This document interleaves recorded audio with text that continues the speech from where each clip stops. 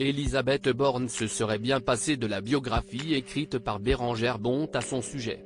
L'auteur a publié La Secrète aux éditions L'Archipel ce 4 mai, un livre détaillé sur la vie de la première ministre, s'intéressant autant à sa vie personnelle qu'à sa carrière. Le lecteur en apprend ainsi davantage sur sa relation avec son fils Nathan, sur son divorce avec Olivier Alix, mais aussi sur les rumeurs d'homosexualité qui tournent autour de la femme politique depuis de nombreuses années. C'est un livre qui détaille le suicide de mon père, quand j'avais 11 ans, qui détaille la relation avec mon fils, avec mon ex-mari il y a des années de ça, qui parle de mes supposés problèmes de santé. Donc je trouve que trop c'est trop, a dénoncé la principale intéressée au micro de Sophie Dupont pour Quotidien lors de son déplacement sur l'île de la Réunion. Est-ce que je peux vous demander si ce livre a été votre livre de chevet pendant le voyage ? A voulu savoir la journaliste alors qu'elle rejoignait l'occupante de Matignon dans l'avion, à l'atterrissage. Non pas du tout, a répondu cache Elisabeth Borne. Quelques heures avant le décollage, le bras droit d'Emmanuel Macron a déclaré avoir saisi la justice pour atteinte à la vie privée et demandé à ce que les passages faisant référence à sa santé et son orientation sexuelle et à sa vie familiale soient supprimés des prochaines éditions de l'ouvrage. Ce n'est pas une décision anodine quand on est Première ministre, a alors pointé Sophie Dupont.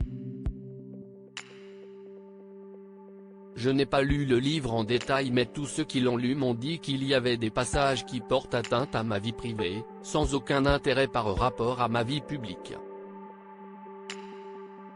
Je pense qu'à un moment donné c'est bien de marquer des limites, a justifié la Première ministre.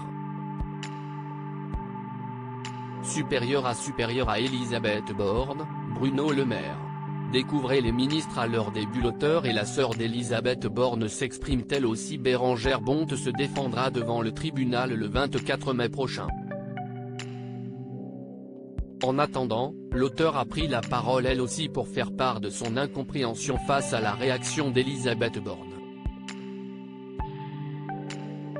Ce livre est le fruit d'un an d'enquête, de dizaines d'interviews dont de longs entretiens avec Madame Borne ainsi que d'autres avec des membres éminents de son cabinet, de sa famille et de son cercle amical proche auquel elle avait donné son accord, a justifié l'écrivaine. De son côté, Anne-Marie Borne, sœur cadette de la femme politique, a poussé un coup de gueule sur Twitter ce 15 mai, jugeant l'ouvrage mal rédigé, mélangé dans un même texte des faits et des ragots, des rumeurs, si est-il le principe même de la désinformation. Et d'ajouter dans une autre publication, transcrire mot pour mot le contenu d'un dictaphone ce n'est pas ce que l'on peut appeler un travail d'écriture. ChatGPT le fait mieux et plus vite. Cela ne ressemble pas à un livre construit, mais à un patchwork assemblé à la va-vite, où on veut tout caser, sans hiérarchie. Manque de recul, absence de recoupement des sources. Ou si peu.